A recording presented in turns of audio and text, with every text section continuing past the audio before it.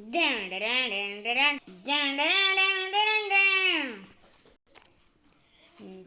Ten. Dun,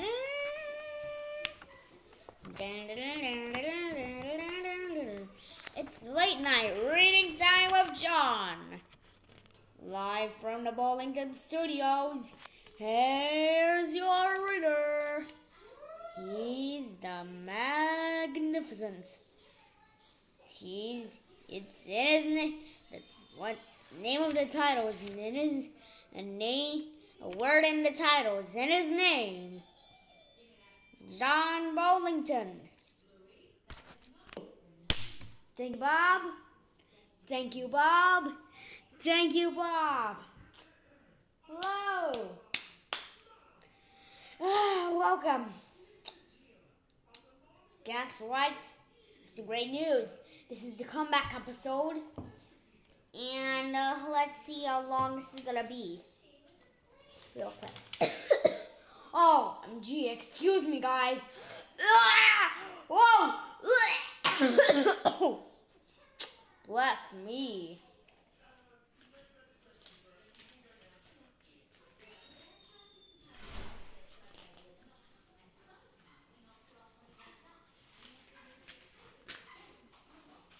Where are those chapters? You okay?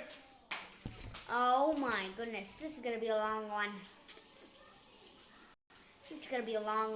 Hey, since you don't remember where you are, why don't you start at the beginning? Actually, no. I actually do remember where I am at. Okay. I'm at chapter 4 or 5.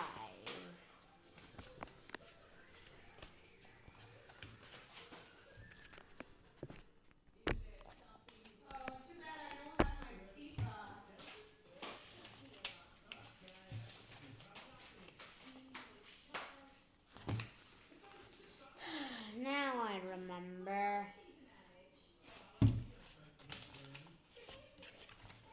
We left off on chapter 4. Let's get chapter 4 going, y'all. What was going on? Was Ralph stuck in the wastebasket? Yes. Okay, well, let's see what happens. Chapter 4. Keith. And yes, guys, after this, we have 9 more episodes of this season. Yeah, if you see the contents, looks like there's 13 episodes this season. Hey, buddy, do you need some theme music? No, I already got it, bud. Sure, I got some good ones for you. Anyway, let's put, for the first time ever, the director and the staff at Reading Camp John decided a new upgrade while we are on our break. Reading music, please! Hey, what? Hey! Not that Montreal song again. I hear that too much.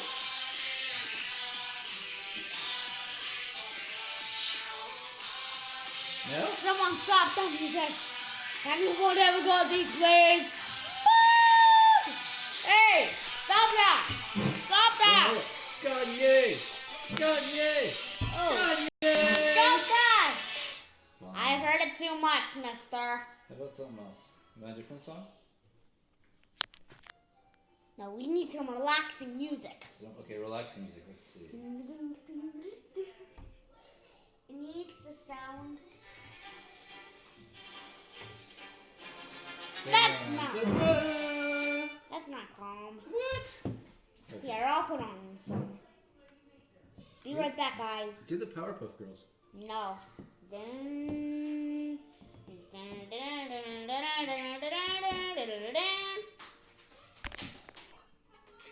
Alright, here we are. We are back, everyone. Hi, everyone. We're back. It should have been 5 minutes of just wasting your time. We gotta get to reading. There goes our music to help us relax while I read. I might even fall asleep during this. Who knows? Oh, make me tired already. Nah, just kidding. I gotta stay up a little longer.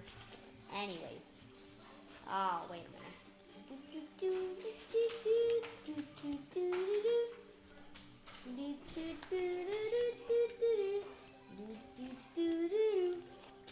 Chapter 4 is called Keith. Ralph did not know how much time had passed before he was awakened by the lamp on the bedside table shining down on him. He squeezed himself into the tiniest possible ball, wrapped his tail around his body, and tried to make himself as thin as the apple core. My motorcycle! Shouted the boy at the very first thing. Somebody stole my motorcycle! Oh, thought Ralph. It won't be long now. Nobody stole your motorcycle, answered the boy's mother from 216. It's around someplace. You just mislaid it. You can find it in the morning. You had better get ready for bed now. No, I didn't mislay it, insisted the boy. I put it right here on the table beside my sports car. You'll find it someplace, it doesn't matter. Not much interested. Boys were always losing things. Well, Ralph cowered behind the apple core. Keith, oh my God. Keith opened the drawer of the bedside table and slammed it shut. He jerked back the bedspread, yanked the pillows off the bed, and threw them back. Then he got down on his hands and knees and looked under the bed and the table. Ralph wrapped his tail more tightly around his body. Here it comes, he thought. The boy's face appeared in the opening at the top of the wastebasket. Ralph's heart raced like a motor. Ha! Said the boy himself. Here it is. I wonder how it got here. It got there somehow. And some way. Right, guys?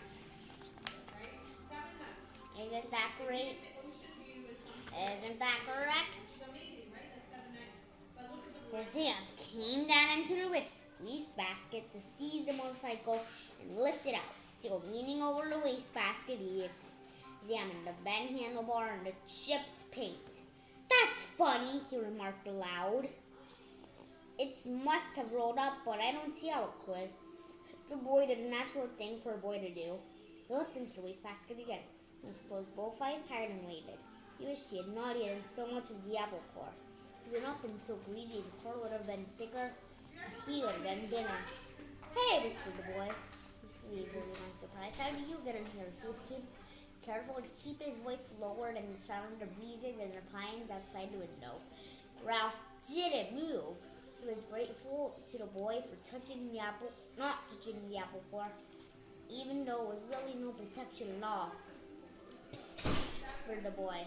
Are you asleep? Still, Ralph remained motionless, except for a slight quiver of his whiskers, which he was unable to control. The boy was silent, but the mouse could feel the rhythmic raps of his breathing. The boy must be thinking. But what was he thinking? That was what was worrying Ralph. No, said the boy to himself. No, it couldn't be. Couldn't be what? Wondered Ralph. He was beginning to feel cramped from crouching behind the apple core. Hey, wake up, whispered the boy. That was the last thing Ralph wanted to do. Come on, pleaded the boy. It won't hurt you, Ralph considered. After all, what do you have to lose?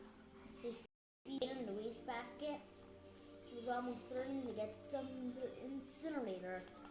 He might as well come up from behind the core.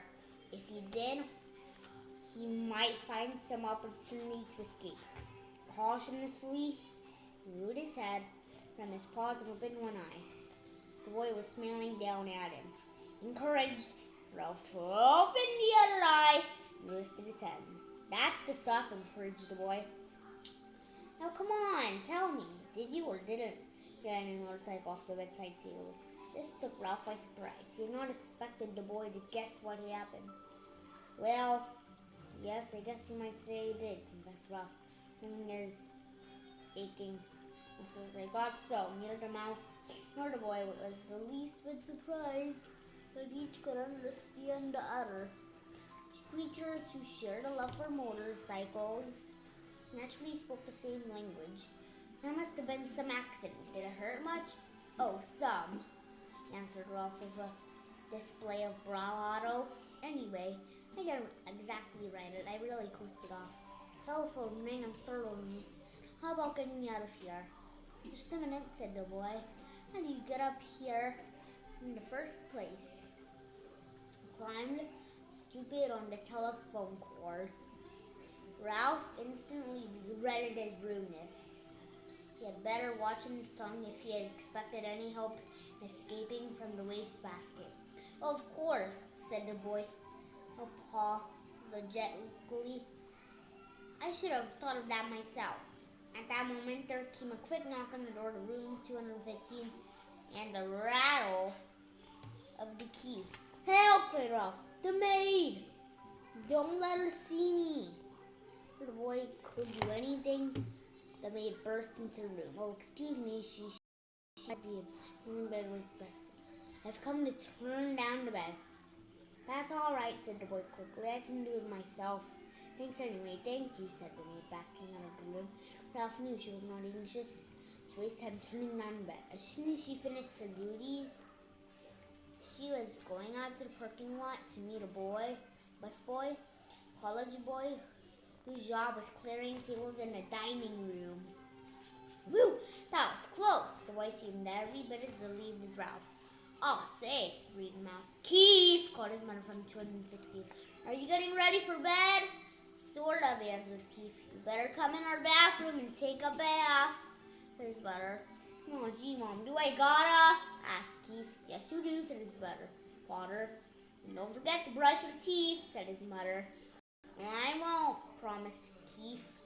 And then he whispered to Ralph, you just lie low. I'll hurry and take a bath and get into bed and turn off the light. And after Mom kisses me goodnight, we can talk some more. Lie low indeed. Ralph was indignant. He couldn't lie much lower if he wanted to, and he certainly did not want to sit around waiting to talk. He wanted to get out of that wastebasket. Once he was out, he would see about talking, but not before. Ralph could hear the boys splashing in 216's bathtub and then hastily brushing teeth in 215's wash basin. After this, there was the sound of a suitcase being opened and clothes dropped onto the floor. The boy hopped into bed, and to Ralph's relief, the light was turned on. In a moment, Miss Greeley came in to kiss him son goodnight. Night, Mom, said the boy, sounding as if he were already drowsy. Good night, Keith, said his mother. Looks as we're gonna have to stay here for a few days. Your father refuses to budge. That's okay, muttered Keith, giving the impression he was almost asleep. Good boy, said his mother. You're a good sport. Good night, son, said the boy's father from the doorway between the two rooms. Keith did not answer. He said briefly, deeply, and as Ralph thought, a bit too noisily. There was no sense in overdoing things. As soon as all was quiet in the next room, the boy swung his legs out of bed, fumbled around in the suitcase, and shone a flashlight into the wastebasket. Almost like the light of his paws over his eyes. Hey, cut that out. He could not remember to be polite. Oh, sorry. Boy laid the flashlight on the bed, its beam shone across the wastebasket rather than into it. That's better, said Ralph. Now, how about getting me out of here? As an afterthought, he added, please, to ignore the mouse's request. How'd you like to ride my motorcycle, he asked. Ralph's heart skipped a beat like on a motorcycle, missing on one cylinder. The mouse-sized motorcycle really would run after all. There was one thing certain. Since the motorcycle really would run, the boy could not expect him to ride around the bottom of the wastebasket. Sure, Ralph tried to sound calm. The important thing was to get out of this prison. He braced himself, ready to the touch of the boy's hand on his foot. To Ralph's surprise, the boy did not reach in and grab him. Instead, he slowly, gently tipped the wastebasket to its side, and on a time, permitting Ralph to walk to Frida with pride and dignity.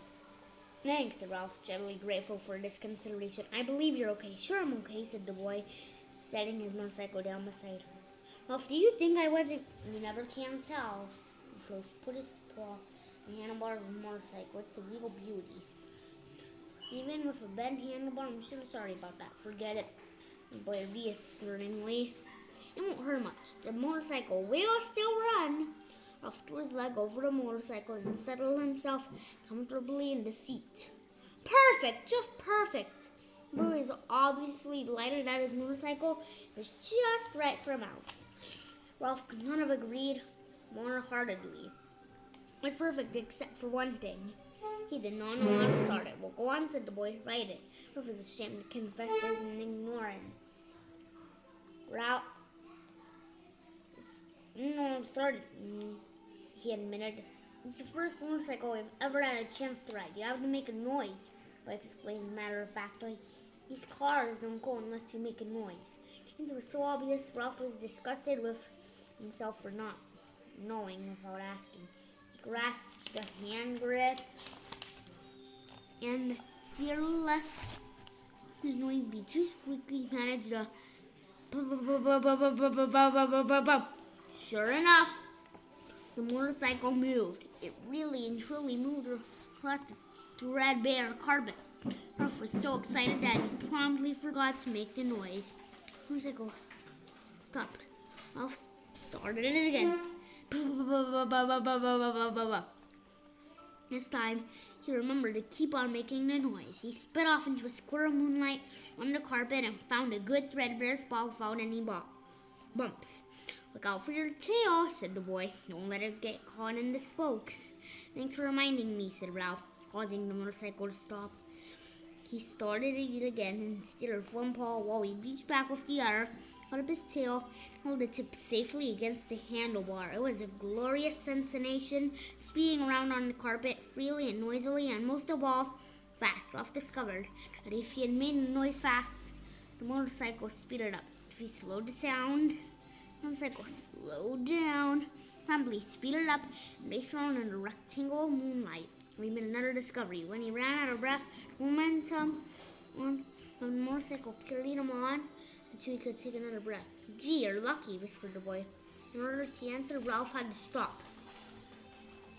Yeah, but it never occurred to him that a mouse could be luckier than a boy. You sure are, the boy spoke with feeling.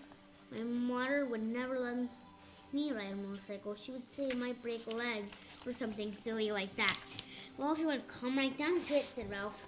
I don't suppose my mother would be exactly crazy about the idea. He began to have an uneasy feeling he should really be getting back to the mouse hole. Anyway, the boy gloomily, it will be years and years before I'm old enough to ride a motorcycle. And when I'm old enough, my mother won't let me. Ralph felt really sorry for the boy. Hampered as he was by his youth and his mother. Go on, write it some more, said the boy. I'd like to watch. Ralph started the motorcycle again and rode around in the moonlight once more, faster and faster, until he was dizzy from circling, dizzy with excitement, dizzy with the joy of speed. Never mind the danger, never mind what his mother thought. This is what he wanted to do. On and on and on. Looky, whispered the boy with envy in his voice. Ralph did not answer. He did not want to stop. And that's it for that chapter. But I gotta say, I think that was our longest episode of Reading Time with John ever produced. I can't believe this, guys.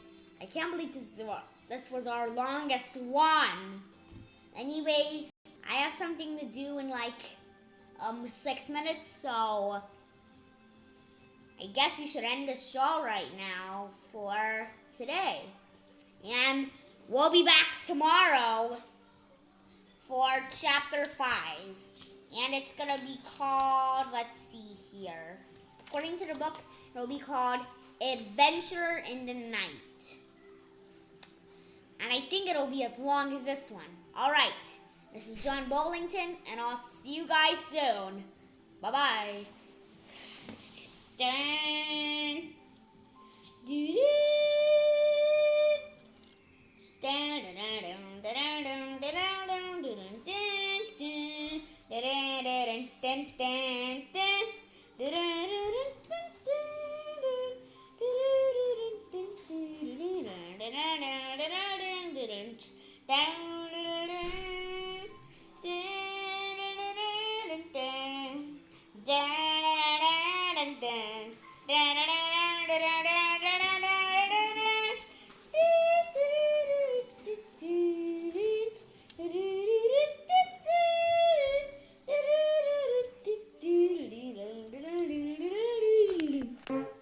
This is Bob Eubanks speaking for Reading Time with John, a John Bollington animated production.